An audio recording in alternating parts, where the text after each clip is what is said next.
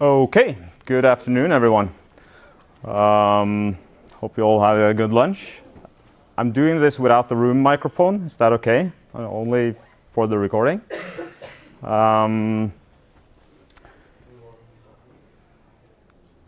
Thank you. So, does this thing work?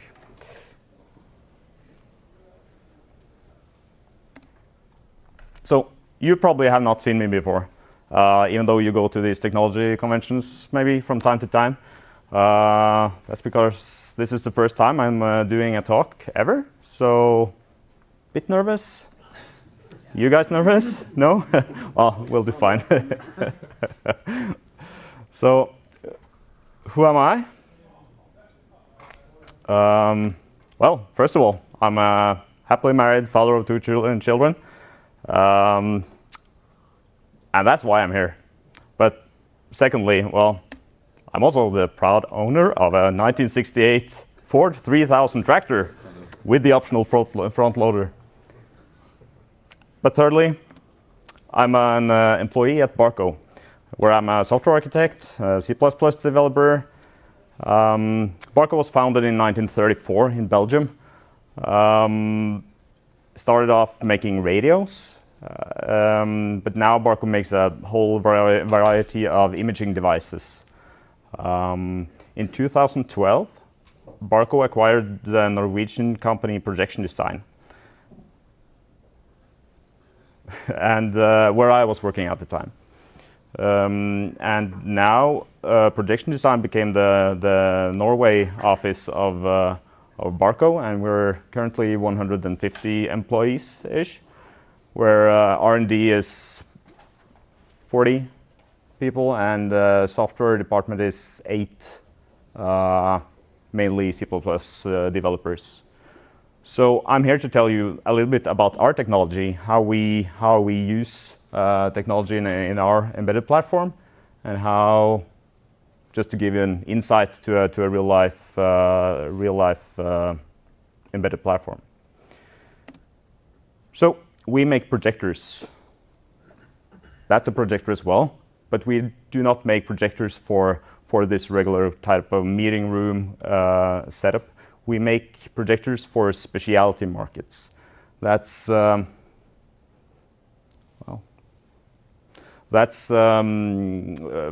cinemas, for instance. We have approximately 50% of the market share of cinema in the world. We make projectors for the events market, which is basically large-scale concerts, for visitor attractions, dark rides, but most importantly for the Norwegian R&D department is the simulation market, where we have been focusing most. So our products typically go into simulator products like this. Here's a car simulator used by a car manufacturer to test out their product.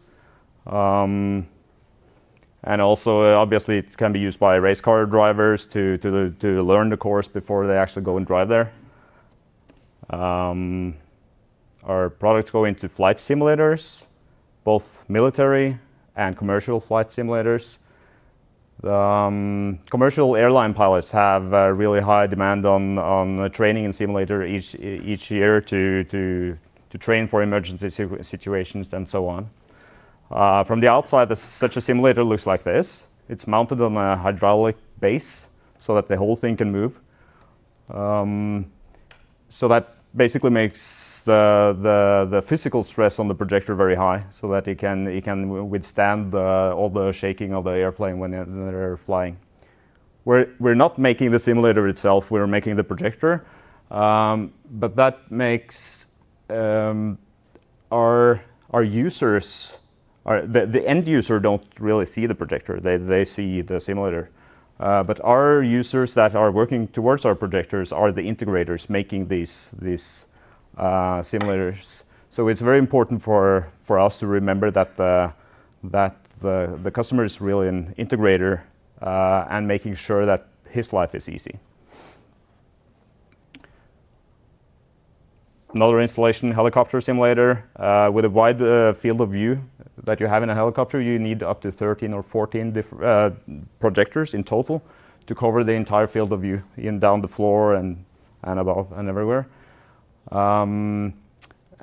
Since we're now projecting on a spherical surface, the image also needs to be geometry corrected for that, so it needs to be warped to align with the spherical geometry of the screen, and also blended so that it creates one truly seamless image for the entire field of view.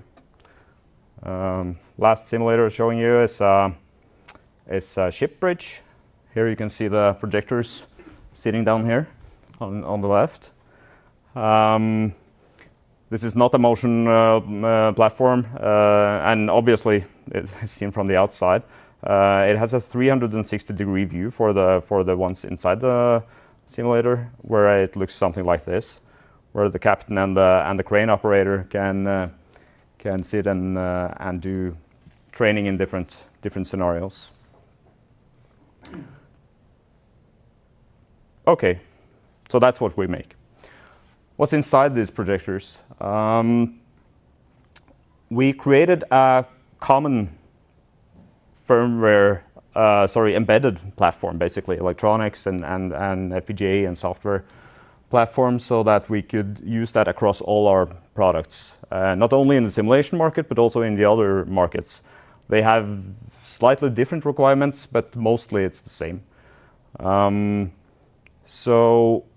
And this platform is developed both in Norway and in Belgium. Altogether, we're approximately 15 software developers, plus other disciplines as well. But the architecture is based on the software design we created in Norway before we were acquired, actually. So we call this platform Barco Pulse. It's mainly written in C++, and we have a very fundamental design rule in this platform, and that is to keep stuff simple, at least for the user. And by user, I don't necessarily mean the end user or the integrator, even though it's important to make it easy for them as well, but also user at every level of the abstraction in the platform. So that if you create an API at some level, the user of that API should have a simple time on working with that API, so that it's easy to get it right, easy to remember to release your resources and so on.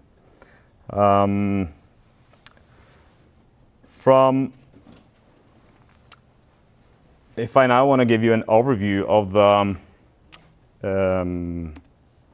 of the platform as such, it looks like this. So this is not only software.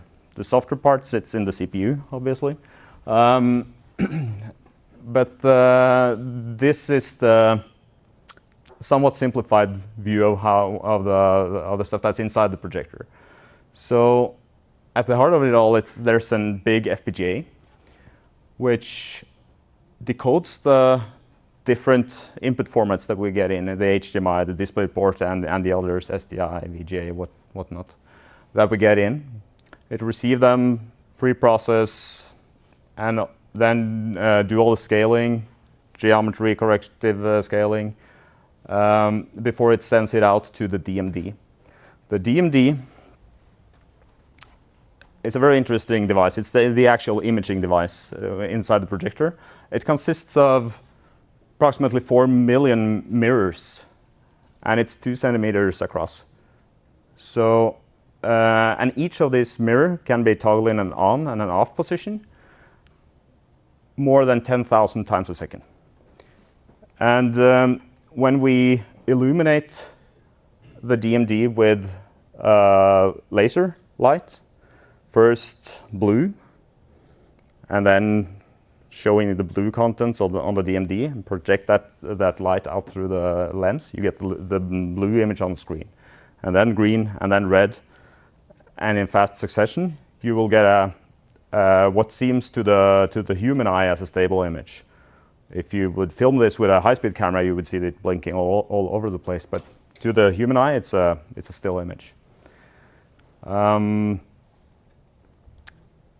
And also the lasers in these projectors are typically only blue lasers. And then the lasers are projected onto, or illuminates a phosphor material, which then converts the blue laser into yellow, from which we can split red and green. So it's that's a whole topic by itself, not necessarily a C++ topic, but it's a very interesting technology topic. So I'm gonna leave that for now. The CPU has, first of all, our CPU is a quad-core 1.2 gigahertz ARM7 processor. And that seems like a lot, and it is. It's far more than we really need, but processors these days are very cheap. So compared to the expense of all the other stuff, we've kind of decided that we put a processor in there that is makes us able to use all these different modern technologies that I'll get to.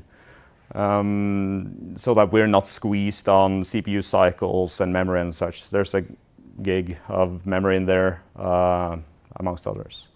The CPU has all the external interfaces like the Ethernet, the keypad, IO remote control, LCD, USB. In addition to that, it has all these different internal interfaces, which embedded people recognize, I2C, SPI, USB, GPIO, and others, communicating with all the different peripheral devices that are in the projector. In addition to that, there's a PCI Express link between the CPU and the FPGA, so that we can communicate with it, basically. Important thing about this architecture is that there's no real-time requirement on the CPU. The image comes into the FPGA, is processed by the FPGA, and displayed out through the FPGA. So to be able to display an image at 120 Hertz or similar, the CPU does not need to be involved. It's heavily involved in setting everything up, detecting what's there, and making sure that scaling is correct, and doing the whole thing. But when the image is up and running, the real time is covered by the FPGA. That's also a key factor to some of our design choices, obviously.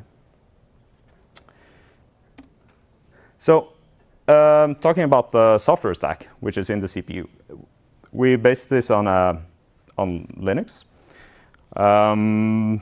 Most of you are probably familiar with Linux, but working with Linux in an embedded system is really rewarding. There's so much capabilities of the whole ecosystem. So I just had to say to the people that have not been working in the Linux ecosystem, you're missing out. It's great. Then we have our unified hardware access layer. This is something that Linux provides, or could have provided. So Linux has a way a very documented way of creating device drivers and how to load them and run them and so on. We went another way. We put our what is traditionally called a device driver in embedded system in a user space, in user space, for some different reasons. First of all, we didn't have that real-time requirement. So if we're context switched for 10 milliseconds or whatever, that's fine. It's much easier to debug user space than kernel space.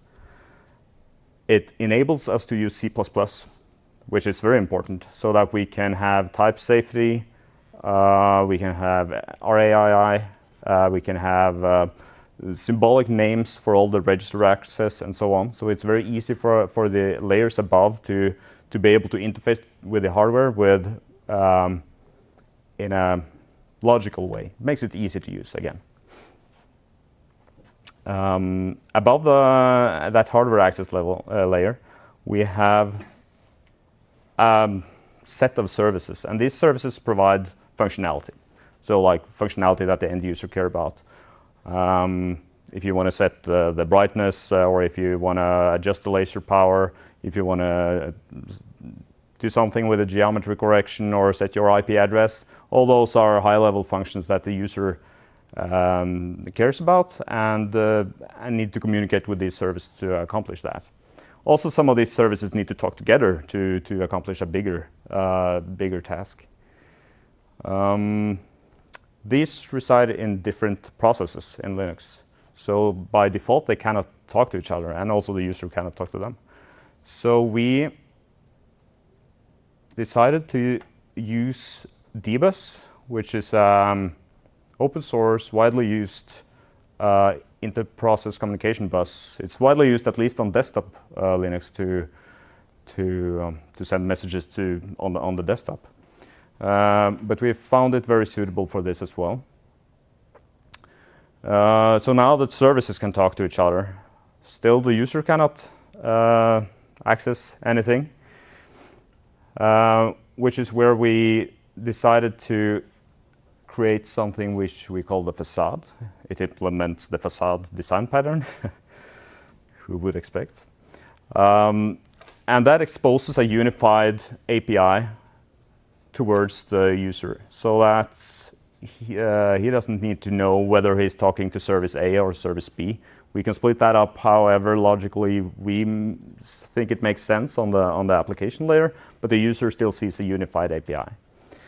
The API is exposed through a Unix domain socket locally on the projector. A Unix domain socket is just like a TCP socket, except that it's only existing on inside the projector. It's not network connected in any way. And the protocol that we exposed there is a JSON RPC protocol. And the reason for choosing a JSON RPC for that protocol is that it's very widely adopted in languages around the world. JSON, that is. So for those integrators that need to talk to our products, it's very easy for them to find a library that has JSON support and to be able to create packets to send to us. In comparison with typical previous embedded protocols, which were binary, and you had to calculate your checksum and escape your start bytes and whatnot. So that's why we did the JSON RPC. Secondly, second reason for doing JSON RPC is that we use it also internally. For our own OSD, that's the on-screen display, the menu system basically, and the LCD that sits on the side of the projector, we use HTML, we use CSS, JavaScript, Angular, off-the-shelf modern web technologies, and WebKit also then in the projector to render everything. And for that web server then to communicate JSON, that's basically the native language of all of that stack, and node.js, which is the web server. So it makes it very easy for us to utilize all the different components that we can get. And it also makes us able to produce a very complete product without spending that much time on creating the components. Bjarne said this morning that he hates bloated code. This design is a bit bloated. And that has its downsides, obviously. But it's from the point of view that you have that quad-core CPU, because we do it this way, we're able to utilize our resources better. That's our human resources better, so that we can create better products faster.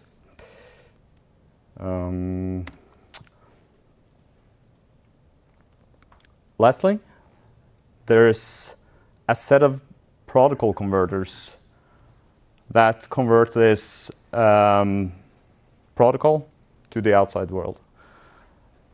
The very basic ones, TCP and UART, is only a transport layer because this is from the facade served as a Unix domain socket again. So adding TCP or UART is very simple protocol converters, but also being able to receive remote control, IR remote control, the keypad, and some other control interfaces we have as well, is implemented as just a protocol converter, so everything can, in the end up in using the same API, which makes testing a whole lot easier as well when everything comes in the same way.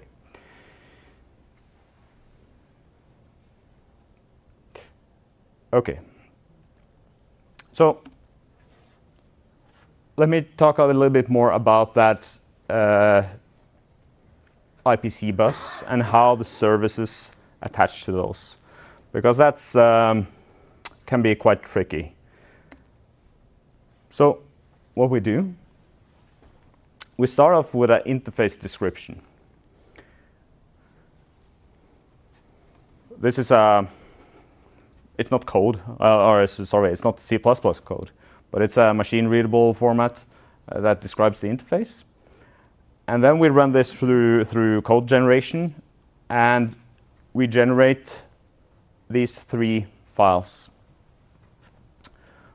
First of all, we create an actual C++ interface, which more or less directly corresponds to the interface description.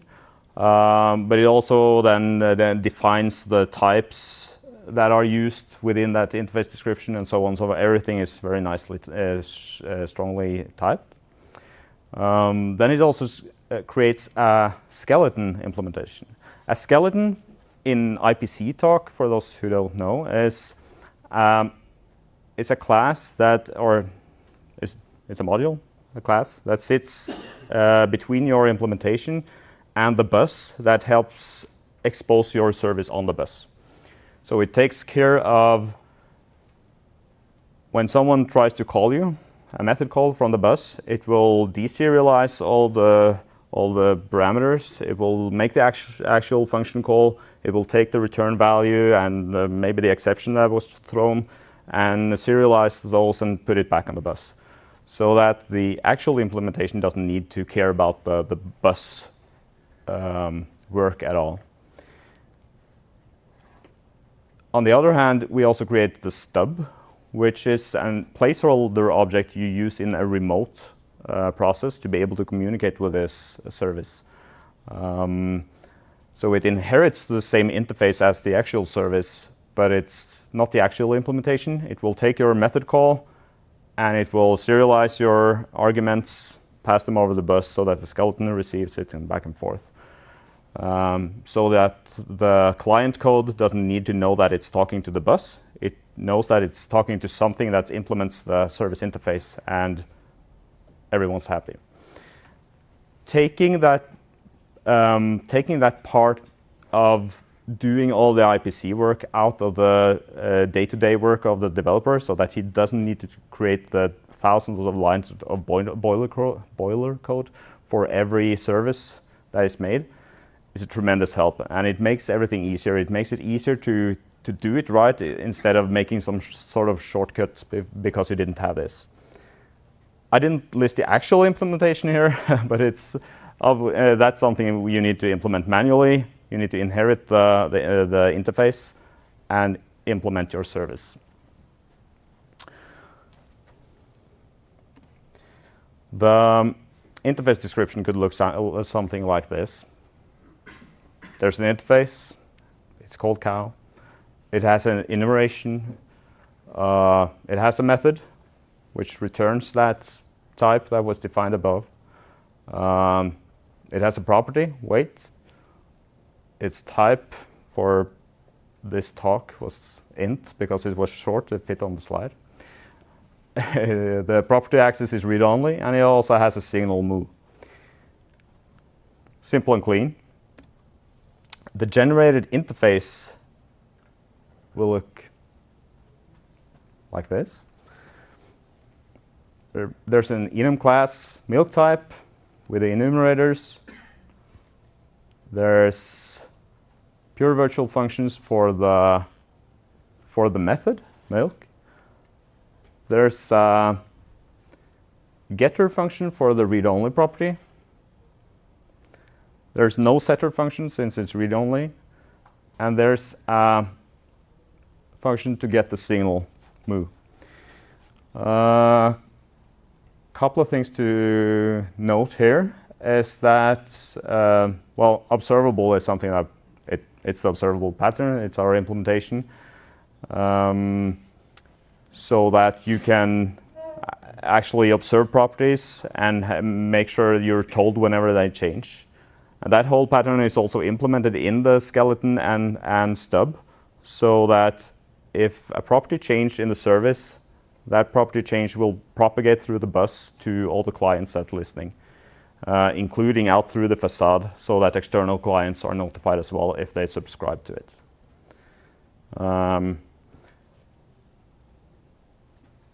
You see here also that the signal do not have a type at all, or does not have parameters, but it could have had parameters if it emitted a string, for instance, or a more complex type of some sort of struct, for instance.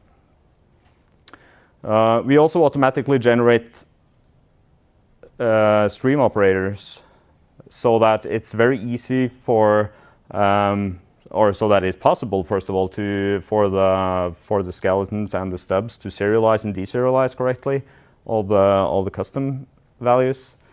It makes it very easy also to store user settings to config files in a readable way when you always have these operators available, and logging and debugging also becomes easier. So we kind of made it just a habit to have those kind of operators available, so that it's very easy to serialize, deserialize. Okay, so now we have this. Let me give you a small code example. Well, there's one more thing I need to say about the stub. The stub also, in addition to being this proxy object that you have locally to communicate with a remote service, it also implements asynchronous function calls for calling those functions. So when you implement your service, you don't need to think about asynchronicity, if you don't wanna. But if a remote caller wants to call you asynchronously, the stub provide that level as well. Okay. So this is an example of, well, it says event, should say a signal example, where we have a cow stub, which talks to the cow some otherwhere, and we ask for the moo signal, and we subscribe to that. And the subscribe will take callable, which takes the parameter type that signal emits. So in this case, it emits a void, so we don't accept any parameters here. But there's two problems with this code.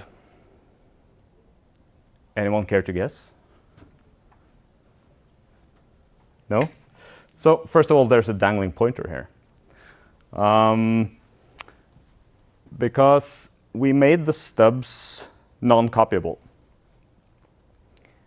Because they really, you really allocate resources on the bus and so on. You don't want to copy them and have double and don't know exactly the lifespan of those. So we made them non-copyable, so that I instantiate a stub by the unique pointer. Problem here is that I'm passing the raw pointer to this, and when the stub goes out of scope here, the pointer is still alive, and when the callback arrives, weird stuff happens. The other problem with this is that it doesn't compile. And that's that's because this prototype of the subscribe function, well, it's cleaned up. It's templated because of the signal can have arbitrary parameters. But for a void example, it looks like this. So you subscribe, you give it a std function, void, and it returns a subscription scope. And also, we set it to warn unused, and warnings are errors, so this does not compile. The subscription scope in this case is an RAII object that holds the scope of the subscription. So if I change the implementation, wasn't immediately visible maybe, but if I change the implementation to hold the return value of subscribe so that the scope is now kept, now that line compiles, and this one is no longer dangling, because when the scope goes out of scope, it will, or scope will have a shorter lifespan than the cow. So as long as you're sure that you keep your object in the right scope, this will not fail. And that's quite handy, and it makes it very easy again for the user to use it, which is the reoccurring theme. Next, I want to show you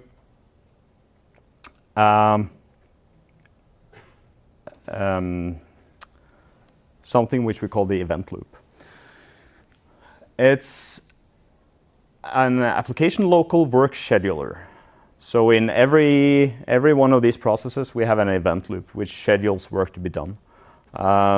Simple to use and single-threaded.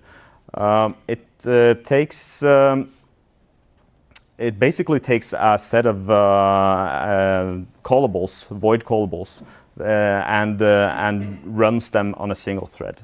We strive to be single thread so that we don't have all these 1% race condition errors. Whenever the networking extensions of C++ get accepted, we're probably going to rewrite that to use the I/O service, or I don't know if it's going to be renamed for C++ 20, but at least using the networking extensions can help for this as well. So this is being used like this. You have an event loop, you got it from somewhere, and you can enqueue any callable. You can be it a free function, a static member, a member function, or a lambda like here. And that event loop will sit in the background, or it will be the main loop running and run these when they hit the top of the queue. There's an additional parameter. You can tell it to postpone the execution for some chrono duration. So in this case, I tell it, okay, 10 seconds from now, run this. That also makes it very easy to do stuff that should happen like in 3 seconds, for instance, without needing to sleep lock or to do multi-threading or some other technique that you do to make stuff happen in the future. Well, if it's so much as 10 seconds, you would probably need to do something, but if it was 500 milliseconds, you would maybe do a sleep and just waste time in the CPU. So having the infrastructure in place to be able to do this kind of stuff also enables us to much more easily write good code. It can also be canceled. In the same way as we talked about scope before, I can enqueue something as a cancelable. I will get a scope back. And if I let that scope go out of scope before the callable is executed, it won't be executed. So in this case, unless this OS finds out to do something else for a really long time, this callable won't be called.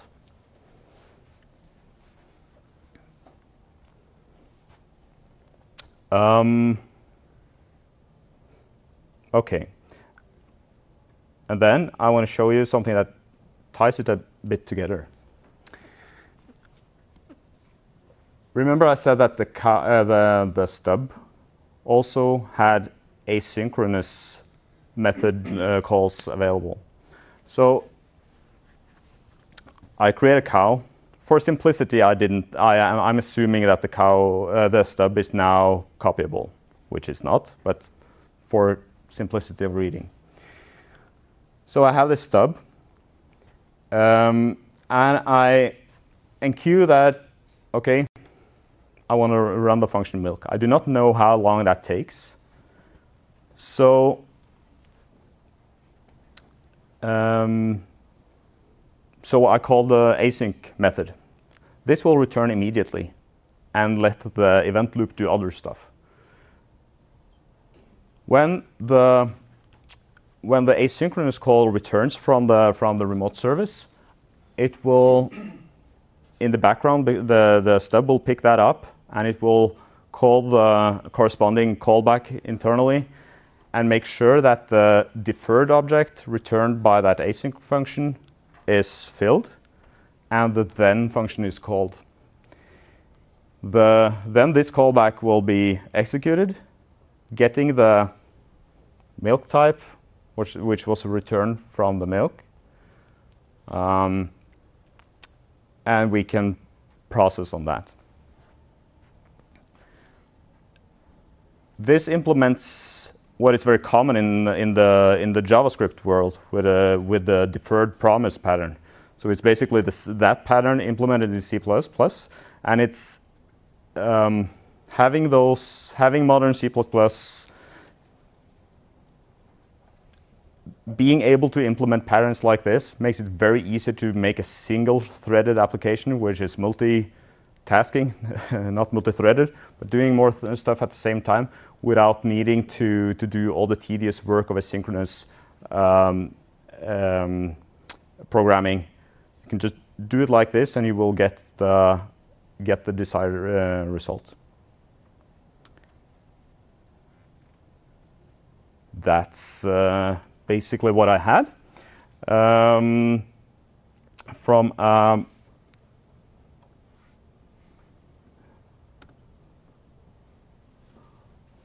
Very simply, also, if you're looking at the facade API from the outside, just wanted to show you this, semi-related. This is what a JSON RPC request will look at. It does not need to be on several lines. It could be on one line.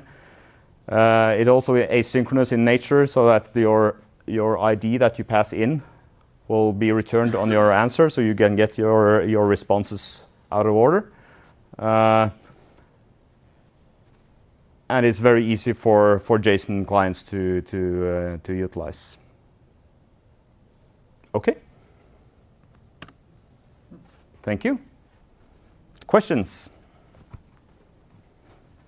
Yes? Just stuck on a few slides back, the last call. So the equal sign inside the lambda, what's that? This one. This means that you capture by value. And since I did not specify which variables to capture, it will capture the ones I use inside. So since in this case I'm using cow inside, it does, if I remove that, it wouldn't compile, because it do not know what cow is. But now with the equals sign, it will capture anything in the outer scope by value, so it will make a copy into the inner scope.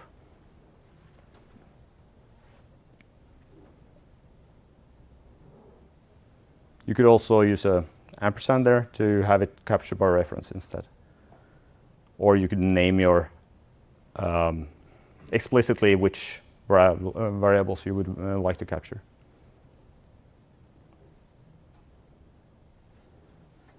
Yes? You use the Linux operating system. Do Yes. you use a distro? Do we use a distro for Linux? Well, we use buildroot to create our Linux.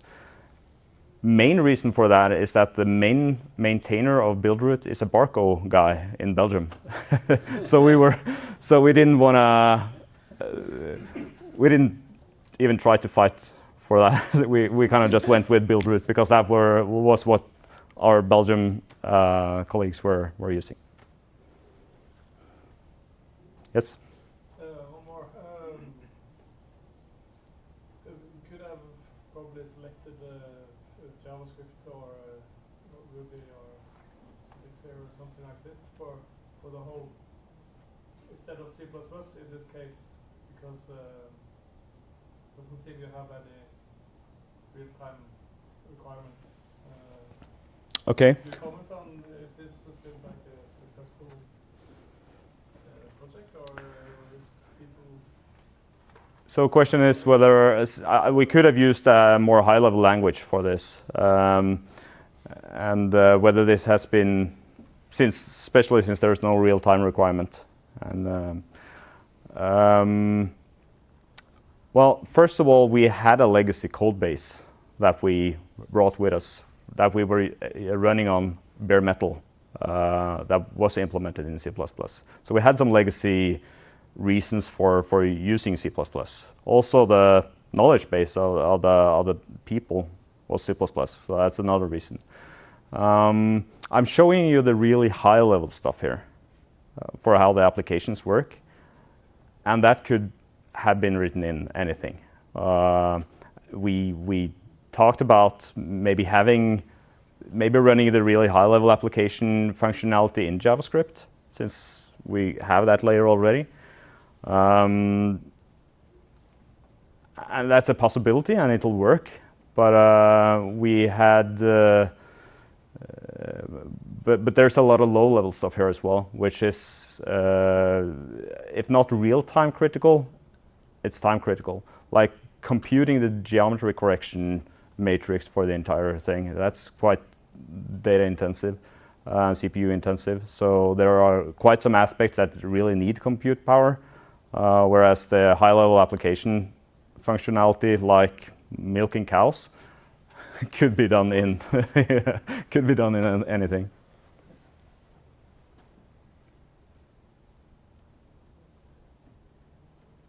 Okay, other questions?